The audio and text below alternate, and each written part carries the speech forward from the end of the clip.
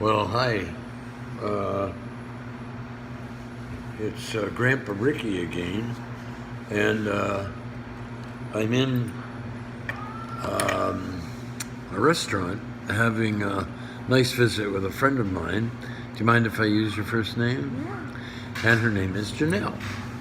And we've had a lovely time talking. And I'm going to say to Janelle, and I'm just going to say, Janelle, is there a question you want to ask me or something you would like a story about? And she's a fast thinker, so yeah. I would like to know how you've worked with your fear. Did you hear that? She wants to know how I work with my fear. Work with it, I guess I do work with it. Because when I fight my fear,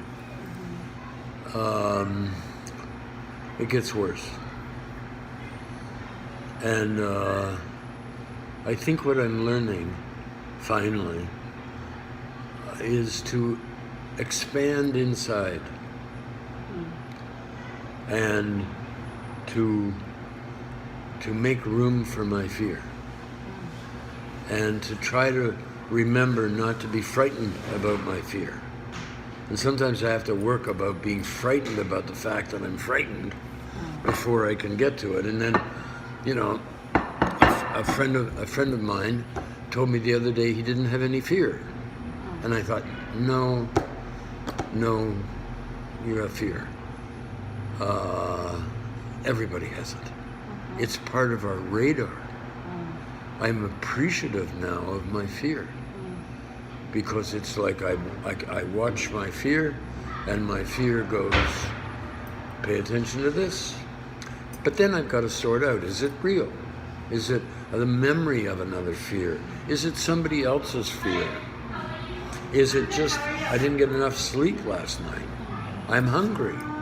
And you know, the 12-step programs, you know, hungry, angry, lonely, tired, those things will all skew my emotions. They alter my state of consciousness. If I had, like I had a car accident, you know, if something frightens me, then, but then I realized, oh, you gotta breathe. So I breathe. And I breathe like Bateko breathing. I really try to increase the amount of oxygen in my system.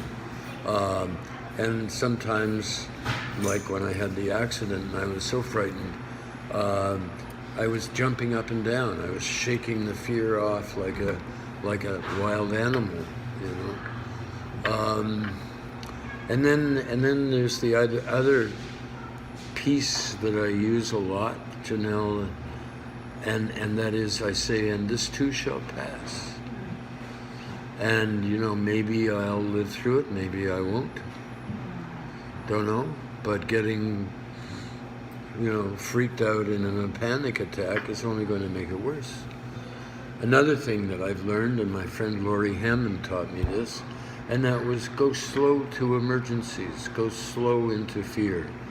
But face it, don't pretend it's not there. And so my shamanic teachers all said, no, you have to run at your fear. You've got to immerse yourself in the fear. Don't try to make it less. Really make it more so you can understand it. But be slow about exploring it. You know, you can't explore it all at once. I mean, if you're lucky, sometimes you have to explore it all at once because it's an emergency. There's something else that just crossed my mind about it. Oh, and that was Viktor Frankl. And when something's very, very frightening, I've developed a habit of calling on my subpersonality, who is the embodiment of, or the internalized embodiment of Viktor Frankl's work, you know, the German psychiatrist, and ask the question, may some good come of this? So whatever is frightening me, I say, may some good come of this. And as I get older, I get frightened a lot. and I have to take a deep breath. Oh, there's some blood in my urine. Oh, there's some blood in my spit. Oh, this strange new pain today.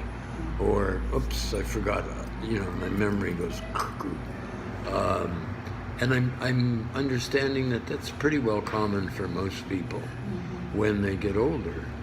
And instead of pretending it's not there, and it is pretending it's not scary, only makes it worse, and it makes me insensitive to other people's. So how else do I do? Sometimes I write a poem about it, or sometimes I take my shoes off and stand out in nature, even if there's snow on the ground or cold, or have cold showers, hot shower, cold shower, hot shower, cold shower.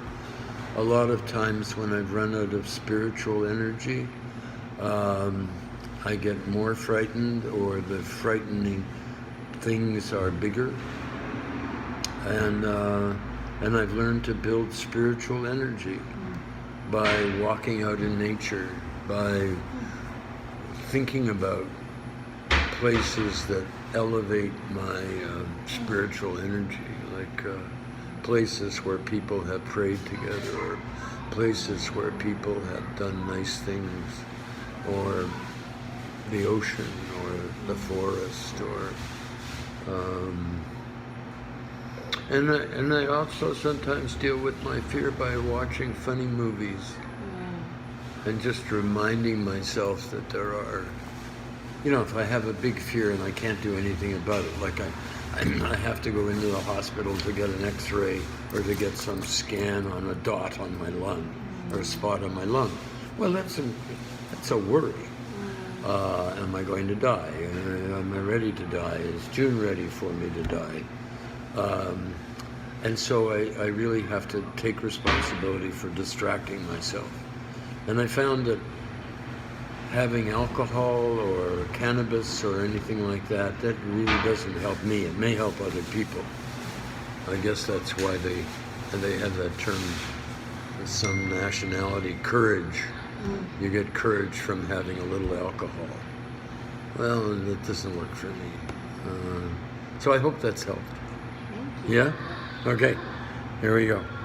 So now I press